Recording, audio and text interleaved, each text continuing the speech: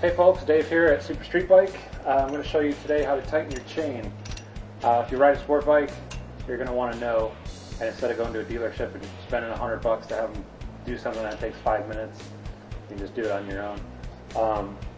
We're with a 2009 ZX10, so in terms of bolt sizes and stuff like that, if you're on an older bike or a Honda, Suzuki, something like that, you probably are going to have a different size axle bolt.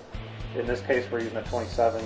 The only thing you need for this job is a ratchet or a wrench or some way to get your rear axle bolt loose, not off, just loose.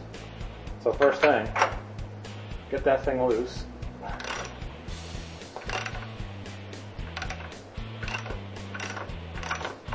Get it so it's about hand loose like that. You don't have to take it off though. You don't have to take your back wheel off at all. It's a really easy operation.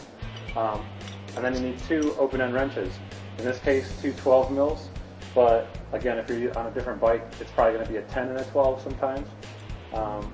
So again, what the actual fitments and sizes are might be different for your bike, but the principles are all the same here. You'll see the bike's up on a rear stand.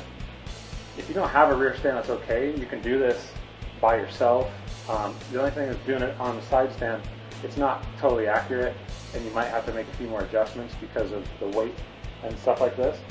Another thing to do, you can have a friend help you, and you can lean it up so the rear wheel's in the air. You know, put it up on the side stand.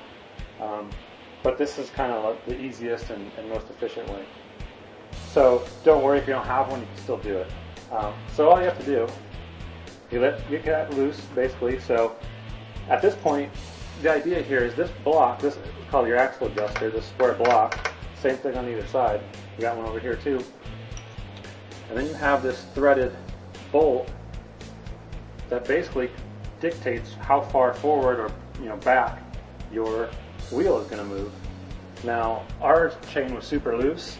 We had probably over 2 inches of play, and you only want 1 inch, give or take. You don't want. You're better to go on a little bit looser side. So about 1 inch is all you really want here. So as you can see, that thing's slapping around a lot. Now what can happen from if the chain's too loose? First and foremost, you can tear your sprockets up because you have this chain that's slapping around. You can cause swing arm damage, and your overall performance and throttle response won't be as crisp either. So when this thing is loose and slapping around, you want to tighten it up. So first step, that's loose. Secondly, you want to loosen the innermost of these 2 bolts here.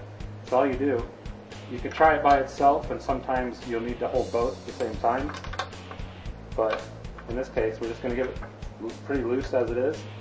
You just loosen that up to give yourself some room. Same thing on the other side. It's exactly the same, but you can do that. You can do side by side. You're going to flip back and forth. So once we've got that front one loose, that allows us to manipulate the rear. And in this case, we want to move the wheel back, so we want to thread this backwards. Now, the important thing to note here is your adjustment marks. Now, when you look here, you're going to have hashes. The hashes are there not for a reason. They are there for a reason. Now, on some bikes, you'll have, on the axle adjuster, you'll have a line, and you can use that. That line that's right in the middle, that's to line up and make an adjustment. So you want to take a note. You can go from the front or the rear, as long as you do it on both sides is what's important. So in this case, 1, 2, we're dead on the 3rd mark.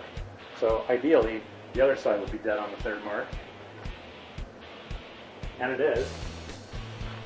So considering that, we'll go with half adjustments.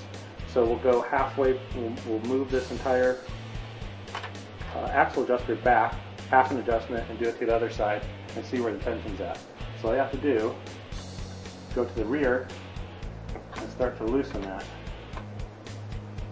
which actually pulls the chain tight, as you can see. So we've done 3 turns.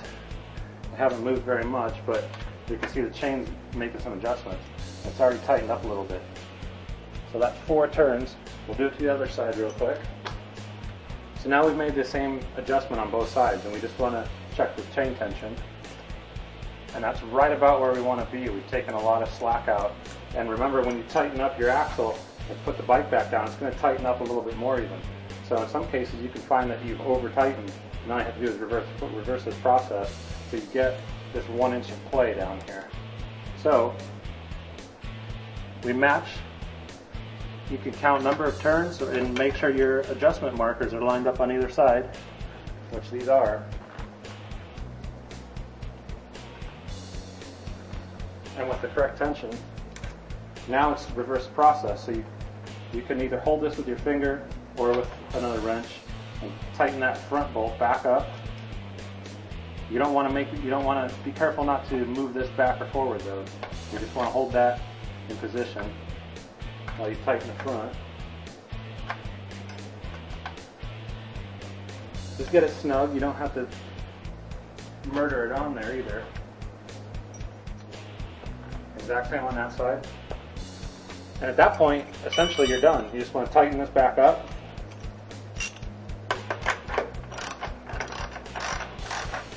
To your suggested torque, which in this case is